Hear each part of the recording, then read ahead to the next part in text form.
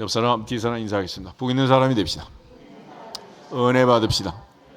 다 잘 될 것입니다. 다 지나갈 것입니다. 오늘도 복 많이 받으세요. 할렐루야. 오늘은 이제 두 가지 장면이 겹치고 있는데, 하나는 베드로가 마지막으로 예수님을 모른다고 세 번씩 부인하는 장면과 예수님께서 마지막 신문을 받고 이제 빌라도에게 넘겨지는 빌라도의 재판 직전의 최후 진술을 듣게 됩니다. 먼저 이제 54절에 보면은 베드로를 예수를 잡아 끌고 대제사장의 집으로 들어갈 새 베드로가 멀찍이 따라가니라. 이게 서론이면서 결국은 결론인데, 베드로가 그동안 주님을 따라갈 때 항상 옆자리에서, 항상 가까이에서, 항상 어떨 때는 바요나 시몬아 내가 복이 있도다, 어떨 때는 사탄아 내 뒤로 물러가라, 어떨 때는 똥단지 같은 소리로 넘어지기도 하고, 때로는 상상하지 못할 얘기를 해가지고 칭찬받기도 하고, 베드로가 좌충우돌을 하면서 사실은 우리가 할 실수들을 막아주고 예방하고, 베드로를 통해서 예수님께서 말씀하신 말씀들을 보면 이미 베드로가 질문한 그 질문들 속에서 우리에게 주신 말씀이 너무 많다. 형제가 죄를 범하면 몇 번이나 용서하면 되겠습니까? 7번 하면 되겠습니까? 그러나 주님은 7번을 70번이라도 해라 말씀하셨고, 주님은 이 베드로와 더불어서 너무도 많은 추억이 있는 거 아니겠어요?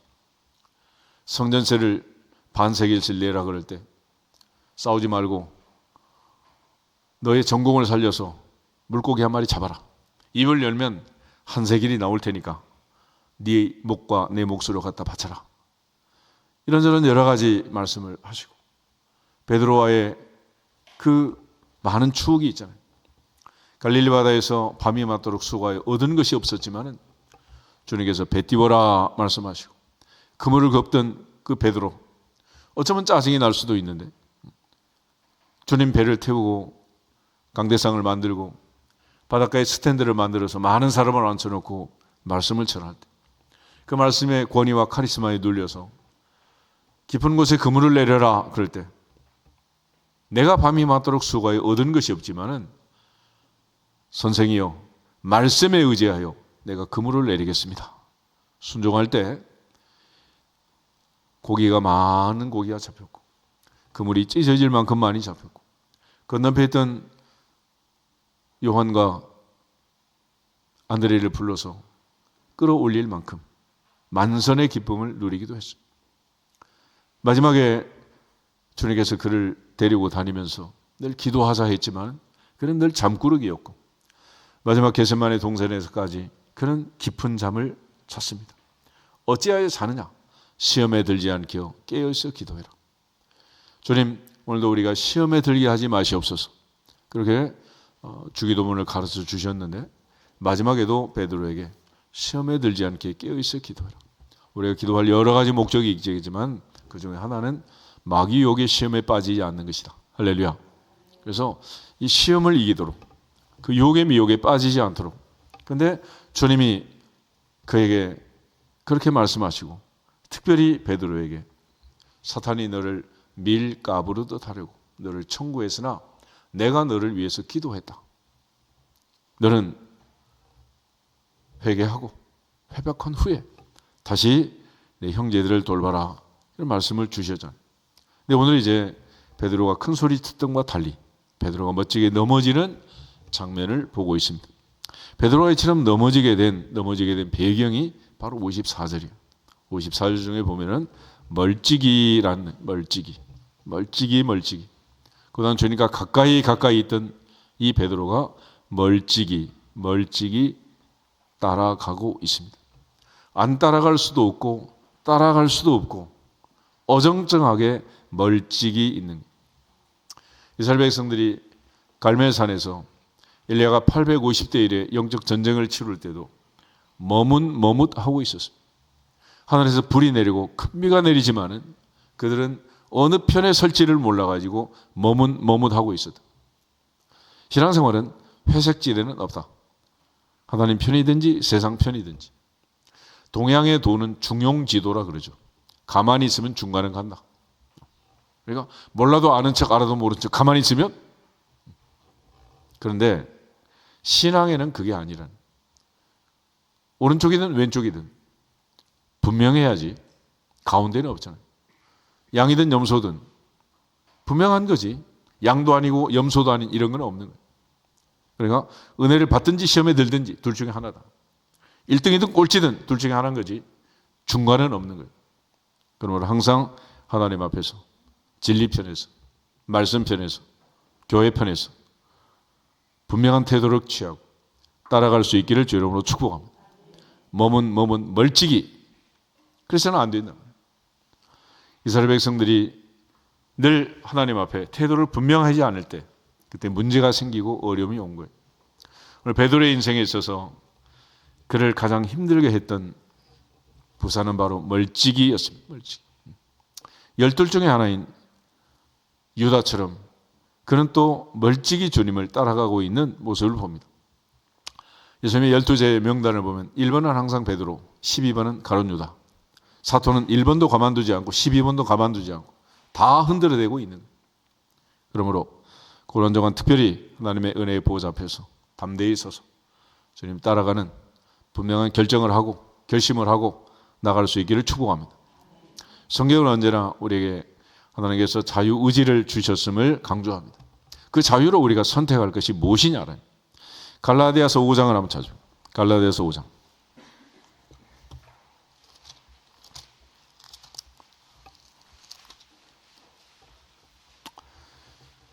갈라디아서 5장 1절 한 절만 같이 읽도록 하겠습니다. 그리스도께서 우리를 자유롭게 하려고 자유를 주셨으니 그러므로 굳건하게 서서 다시는 종의 멍에를 매지 말라. 아멘. 그리스도께서 우리를 자유롭게 하려고 뭘 주셨다? 자유를 주셨다. 다시 말해서 주님께서는 우리에게 자유의지를 주셨고 자유의지를 가지고 결정할 수 있도록 우리에게 또 하루를 주시고 또 기회를 주시는 거예요. 그러니까 내가 어떤 결정을 하고 어떤 판단을 하든지 하나님께서는 우리가 자유롭기를 원하신다. 성경에 누구든지라는 말이 나올 때는 항상 무차별적으로 모든 사람에게 똑같은 은혜를 주시는 겁니다. 그러나 결과적으로 그 은혜의 혜택을 받는 사람은 누구냐? 하나님이 주신 그 은혜의 보좌 앞에서 결심, 결정, 결정을 하라는 거예요. 뭘 가지고? 자유의지를 가지고. 아멘. 그러니까 억지로나 인색함으로 하지 말고 자유롭게 기쁘고 즐겁게. 할렐루야. 그래서 새벽기도 하는 것도 마찬가지고 예배를 드리는 것도 마찬가지고 헌금을 하고 봉사 충성하는 것도 마찬가지고 우리는 자유롭게 하지 강제성을 가지고 바리새인처럼 사람에게 보이려고 곁눈질하면서 이 사람이 얼마 했으니 나는 얼마 해야 되겠다 이런 생각하지 말라는. 항상 하나님 앞에서 자유롭게. 아멘.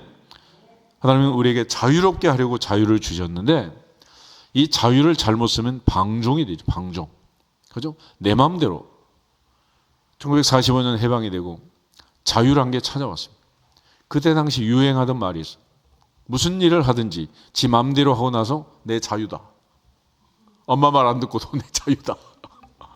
하지 말라는 일을 청개구리처럼 하면서도 내 자유다. 어쩔래 이러면서. 그런 자유가 아니라 방종이란 방종. 그래서 자유에는 항상 책임이 있다는 책임. 권리가 있지만 동시에 책임이 있다. 그러므로 이 땅에 사는 5천만에게는 대한민국 안에서 살 수 있는 자유가 있지만 동시에 책임이 있는 것입니다. 아멘. 외국 사람 한국에 오면은 불편한 게 한두 가지 아니에요. 우린 주민등록증 아무것도 아닌 것 같지만 이거 가지고 핸드폰도 개설하고 땅도 사고 집도 사고 다 하는 거예요. 그런데 이게 없는 외국인들은 얼마나 불편한지. 그래서 한국 사람들 외국 나가면 비자 안 나오면 살아요? 못 살아요? 못 살아요. 그 나라에 살 수 있는 권리. 그렇지만 그 권리증을 받는 동시에 의무가 있잖아요. 국방의 의무, 교육의 의무, 세금의 의무, 납세 의무 다 이런 의무가 있다면 의무. 그러므로 하나님이 우리에게 자유를 주셨을 때 이 자유를 통해서 그 결과를 하나님이 주장하는 에덴에서 아담과 하와가 선악과를 따먹었습니다. 자유롭게 따먹은 거예요. 그렇지만 명령을 어긴 잘못된 결정을 했기 때문에 그 결과에 대해서 하나님이 주관하시고, 먹는 날엔 정령 죽으리라 하신 말씀처럼 에덴에서 추방을 당하는 거예요. 그러니까 우리 항상 내 자유에는 책임이 따른다라는 사실을 알고, 하나님 앞에서 우리에게 주신 이 진정한 자유, 영적 자유, 영원한 자유, 이 자유를 통해서 하나님 편에서, 진리 편에서 항상 선택하고 결심할 수 있기를 축복합니다. 예수님께서 베드로에게 시험에 들지 않게 깨어있어 기도해라 말씀하셨고, 깨어서 기도하든지 안 하든지는 누구 마음이다? 베드로의 마음이야. 베드로가 결정하는 거지. 주님께서 뭐 잠을 자는 베드로를 코를 깨가지고 억지로 끌고 와서 막 회초리로 쳐가면서 기도 안 한다고 혼을 내는 게 아니잖아요. 결과적으로 그가 그렇게 하지 않은 결과가 무엇인가를 깨닫고 스스로 깨달을 수 있도록 하나님께서는 결과를 주장하시는. 그래서 오늘 베드로가 3번씩 부인하고 나서 60절, 61절, 62절 3절 한번 보겠습니다. 베드로가 이르되 이 사람아 나는 내가 하는 말을 알지 못하노라 아직 말하고 있을 때에 닭이 곧 울더라. 주께서 돌이켜 베드로를 보시니 베드로가 주의 말씀 곧 오늘 닭 울기 전에 내가 3번 나를 부인하리라 하심이 생각나서 밖에 나가서 심히 통곡하니라. 아멘. 아무도 가르치지 못하고 아무도 고치지 못한 이 베드로의 버릇을 고친 주인공이 누구냐? 수탉이야, 수탉. 새벽에 닭이 2번 울기 전에 내가 3번 나를 부인할 것이다. 베드로는 그 닭이 우는 소리를 들으면서 주님의 말씀이 생각이 났다. 생각났다. 그래서 오늘 닭이 곧 울 때에 61절 끝에 보면 주의 말씀이 생각났다. 생각났다. 하나님은 기도하는 사람을 생각하시지만 또 하나님께서 우리의 복을 주실 때는 생각나게 하십니다. 그런데 생각이 안 나면 문제가 있죠. 예를 들어 키를 놔두고 나왔는데 차를 타기 전에 생각이 났어. 그러면 이제 건망증이 들기 시작한 거지. 근데 나중에 한참 가다가 이제 비행기 타고 가다가 생각이 나고 차 타고 가다가 생각이 나고, 그때로 생각이 나면 다행인데 생각이 안 나는 병이 뭐요? 이건 엄청난 인생 전체가 망가지는 끔찍한 병이다. 그래서 하나님께서 생각할 수 있도록 인간에게는 은혜를 주신 거예요. 로댕에 생각하는 갈대라는 상이 있잖아요. 인간은 온 세상을 지배할 수 있는 힘과 능력과 권리가 어디서 오느냐? 생각에서. 생각. 그래서 하나님께서는 항상 마음과 생각을 주장하시다. 마음과 생각의 평강을 주시리라. 그러므로 늘 우리의 마음, 우리의 생각을 항상 하나님의 말씀이 주장하고 말씀이 충만해서 말씀 따라 생각하고 말씀대로 순종하고 말씀대로 믿어지고 말씀대로 복을 받기를 주 이름으로 축복합니다. 오늘 베드로는 주님의 보좌 앞에서 3번씩 부인하는 이 끔찍한 상황을 경험했지만은 그가 또 한 번 깨달은 것은 내 생각, 내 뜻대로 내가 장담한 대로 인생이 흘러가지 않고 주님 말씀하신 대로 된다라는 사실을 알고 주님 앞에 또 순종하는 고난주간 되기를 주 이름으로 축복합니다. 특별히 이 장면을 잘 보면 베드로와 주님이 마주보고 있는데 오늘 베드로는 불빛을 향하여 앉아있다. 불을 피우고 있었다. 불을 피우고 있었다. 그런데 주님께서 지금 이 불을 피우고 있는 이 장면에서 주님을 3번씩 부인하던 그 베드로에게 또 한 번의 이제 교훈을 주는데 요한복음 21장 보세요. 요한복음 21장 베드로가 7 제자를 데리고 갈릴리 업으로 컴백했을 때 주님께서 그들이 뛰어왔을 때 불을 피고 있었어요. 8절, 9절, 2절 한번 보겠습니다. 다른 제자들은 육지에서 거리가 불과 한 50칸쯤 되므로 작은 배를 타고 물고기 든 그물을 끌고 와서 육지에 올라 보니 숯불이 있는데 그 위에 생선이 놓였고 떡도 있더라. 아멘. 베드로가 숯불 피던 그 불을 쬐면서 계집종들에게 3번이나 모른다고 부인했던 그 베드로에게 주님은 숯불을 피면서 떡도 고기도 가져오라 말씀하시고 든든히 먹인 다음에 그들에게 질문을 하시는 거예요. 12절 와서 조반 먹으라. 숯불 앞에서 말씀하시고 조반 먹은 후에 요한애들 시몬아 내가 나를 사랑하느냐. 닭이 그의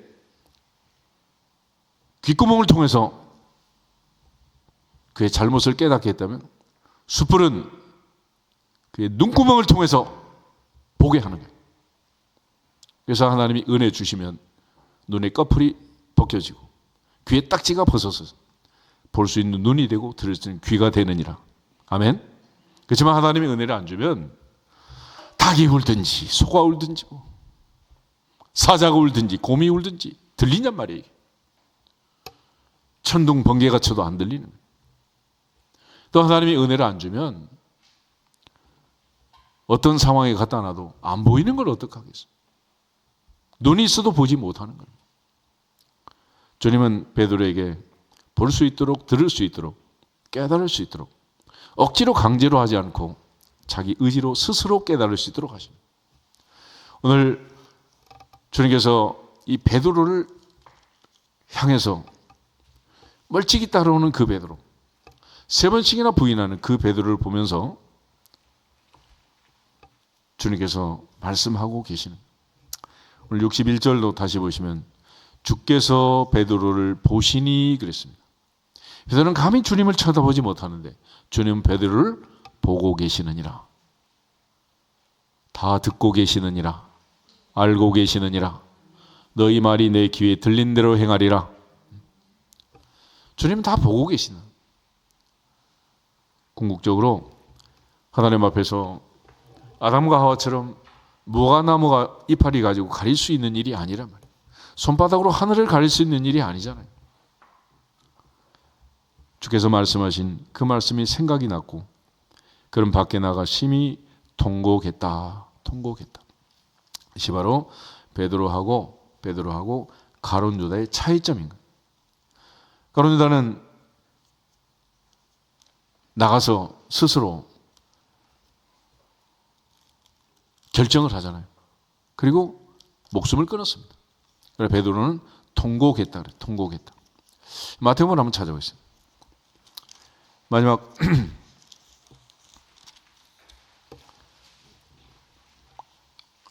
가룟 유다가 넘어지는 장면을 보면 3절 27장 3절부터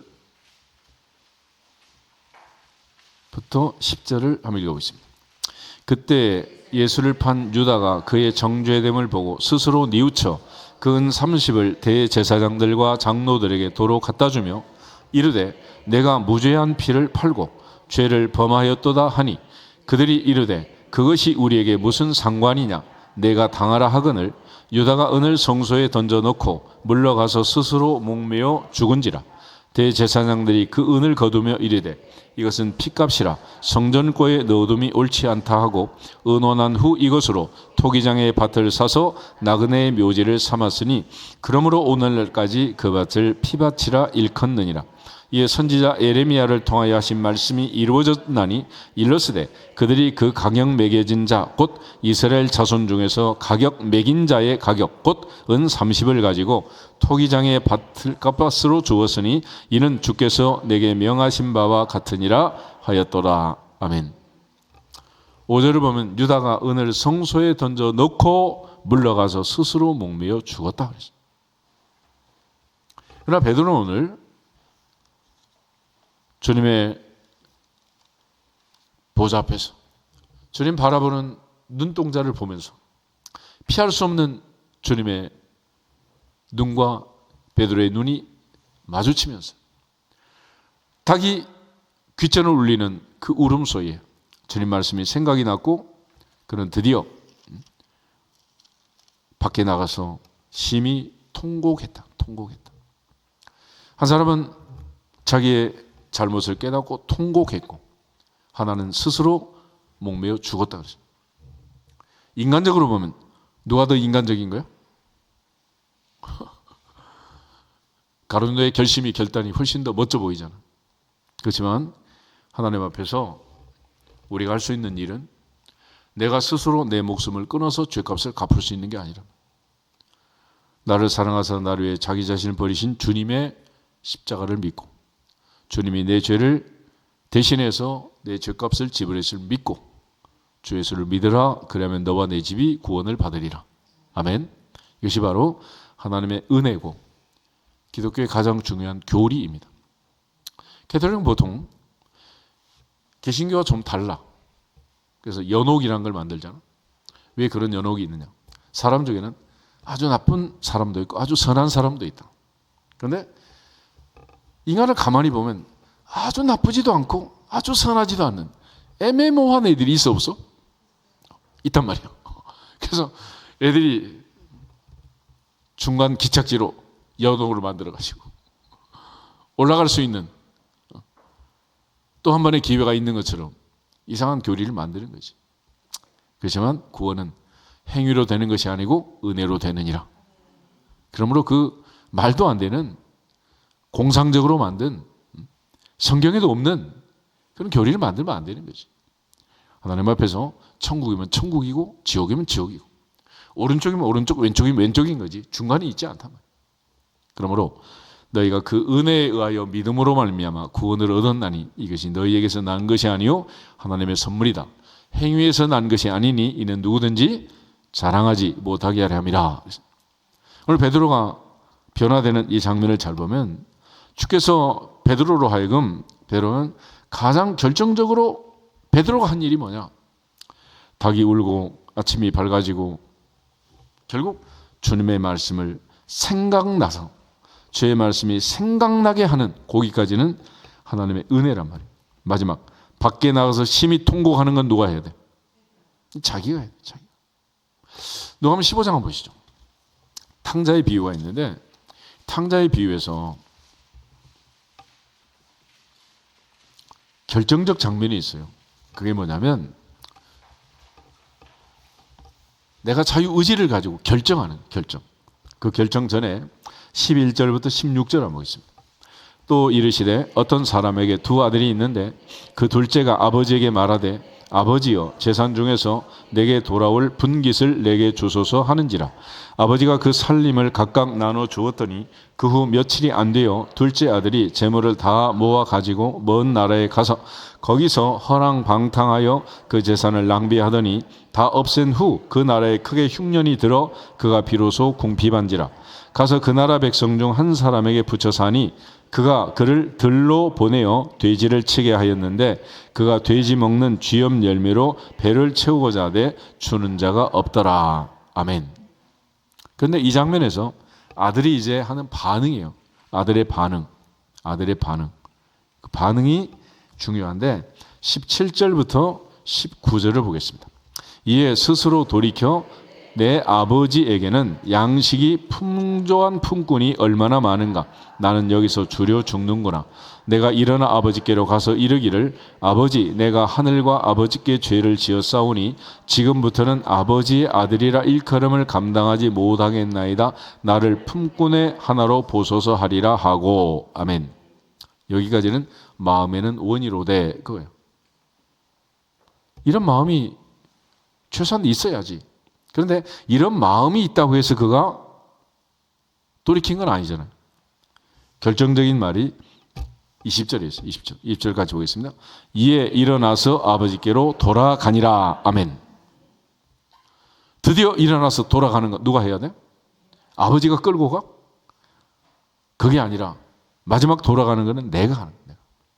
그래서 아버지가 수소문 하면 어디 있는지 모르겠어.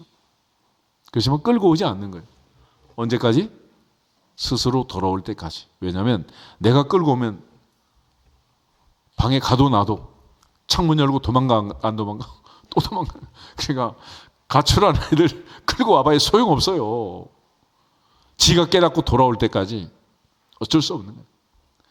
아무리 데려다 가둬놔도. 그래서 신천지에 빠진 애들 데려와가지고 전부 다 문 잠그고 해놔도 어떻게 도망치니 또 도망친다 그러잖아. 그러니까 스스로 돌아오기 전에는 안 되는 거예요. 내 인생을 마음이 움직이는 거지 내 마음을 어떻게 묶어둘 수는 없잖아요. 그러니까 결과적으로 탕자의 비유도 그렇고 오늘 베드로의 뉘우침도 그렇고 결국은 마지막 결정은 하나님께서 우리를 자유롭게 하려고 자유를 주셨으니 이 자유를 가지고 하나님을 기쁘시게 하는 바른 선택을 할 수 있도록 항상 하나님의 말씀이 생각나고 말씀대로 실천할 수 있는 복이 임하기를 주 이름으로 축복합니다. 결정적인 순간에 말씀이 생각나면 사는 거예요. 근데 가룟 유다는 자기 신세를 한탄하고 자기 잘못을 뉘우치긴 했지만은 말씀이 생각나는 게 없잖아요. 왜 그랬을까? 왜 그랬느냐? 베드로는 늘 주님의 말씀을 가까이서 들었어요, 안 들었어요? 들었잖아. 가룟 유다가 주의 말씀을 듣더라. 그런 구절이 있어 없어? 한 구절도 없어. 동기생하느라고 그냥 정신이 없어. 그래서 식당 봉사를 하는 사람들도 예배 드리고 봉사해야 돼요. 예배도 안 드리고 들어가 있어야 돼? 그게 중요한 거야. 예전에 어떤 분 그러더라고. 하루 종일 아침부터 와가지고 식당 봉사하고 예배도 안 드리고 파김치가 돼서 간 거예요. 주일날이 행복하겠어요? 행복할 수가 없는 거지. 그렇지만 말씀을 듣고 은혜를 받고 일을 하면 힘도 나고 대접을 해도 힘이 나고 받아 먹어도 힘이 나고 할렐루야. 근데 말씀이 없어지면 안 되는 거예요. 그래서 베드로가 말씀을 제쳐놓고 공궤를 일삼는 것은 교회가 할 일이다 아니다? 아니란 말이에요. 인사하겠습니다. 말씀이 먼저입니다. 말씀이 먼저지. 그러니까 다시 한번 얘기하자면 찬양대도 찬양 연습만 열심히 하다 보면 말씀이 들어와 안 들어와? 솔직히 말해봐. 말씀이 들어오냐고. 찬양하다 반박자 틀린 거 그거만 생각이 나가지고 다음부터는 아무도 생각하지 않아. 아무도. 그러지 말란 말이야. 그러지 마. 올라가면 없고 내려가면 어떻고 빠르면 없고 느리면 어떠냐. 하나님 앞에 생각나는 사람이 되고 또 하나님 말씀이 생각나는 사람이 되어야 됩니다. 아멘. 이 고난주간도 주님의 은혜가 깨달아지고 생각나고 동시에 하나님께서 한 사람 한 사람 나를 생각하시는 복된 한 주간이 되기를 주 이름으로 축복합니다. 그렇지만 주님이 이제 마지막 운명적으로 넘겨질 때 희롱하고 채찍질하고 공회 앞에서 주님을 신문하는데 마지막 질문이 있어요. 70절, 71절 두 절 보겠습니다. 다 이르되 그러면 내가 하나님의 아들이냐 대답하시되 너희들이 내가 그라고 말하고 있느니라. 그들이 이르되 어찌 더 증거를 요구하리요 우리가 친히 그 입에서 들었노라 하더라. 더 이상 신문할 게 없다. 그래서 신성모독이다. 그리고 주님을 십자가로 넘기는 거예요. 주님이 죽음 앞에서 우리에게 강조하신 내용이 뭐냐? 주는 그리스도시요 살아계신 하나님의 아들이란 걸 강조하신 거예요. 너희는 이렇게 기도하라 하늘에 계신 우리 아버지요. 그러니까 하나님이 아버지고 우리가 아들이라는 사실을 주님은 죽음으로써 알려주신 거예요. 이 말을 하면 더 이상 신문도 필요 없고 유대인의 입장에서 대제사장의 입장에서 신성모독으로 몰아서 사형으로 넘길 수 있는 마지막 키워드가 하나님의 아들이에요. 하나님의 아들. 다시 말해서 예수님이 하나님이라고 했다는 것이 신성모독이다. 그래서 여러분 보세요. 강아지가 새끼를 낳으면 강아지잖아. 송아지가 새끼를 낳으면 송아지 아니야? 사람이 새끼를 낳으면 뭐야? 사람이지. 하나님의 아들은 뭐다? 하나님이란 말이야. 하나님. 다시 한번. 말귀를 못 알아들어. 소가 새끼를 낳으면 송아지, 개가 새끼를 낳으면 강아지, 사람이 새끼를 낳으면 사람. 하나님의 아들은 하나님이라니까. 그래도 이해가 안 돼? 다시 한번. 소가 새끼를 낳으면 송아지, 개가 새끼를 낳으면 강아지, 사람이 새끼를 낳으면 사람. 하나님의 아들은 하나님이라니까, 하나님. 그래서 더 이상 진도를 안 나간 거예요. 죽인 거예요, 죽여. 마태복음 26장 다시 한번 보세요. 마태복음 26장.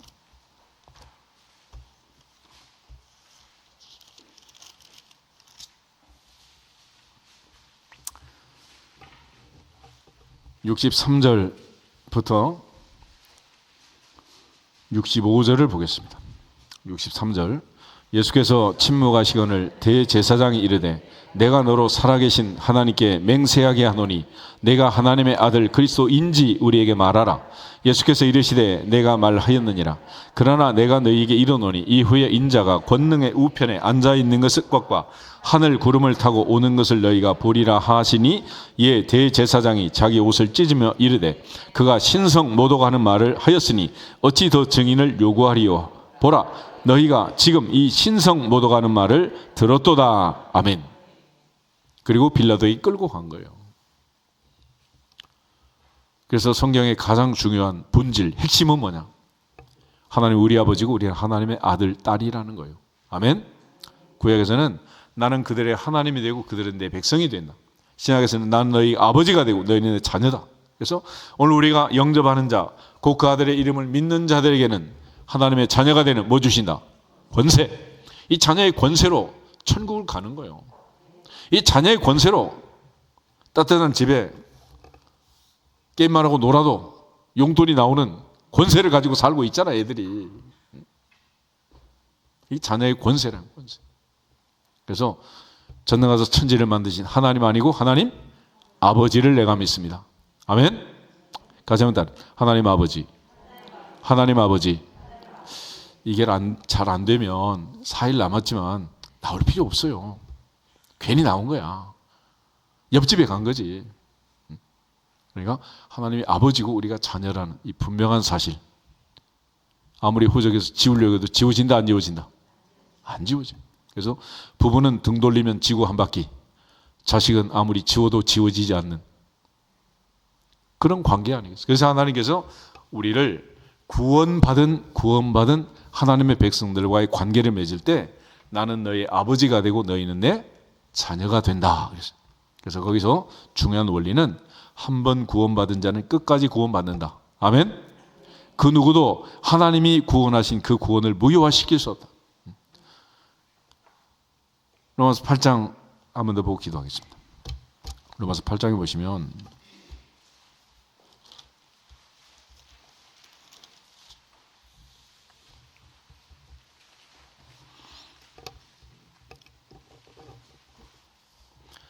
(31절에서) (34절) 그런즉 로마서 8장 31절 그런즉 이 일에 대하여 우리가 무슨 말하리요?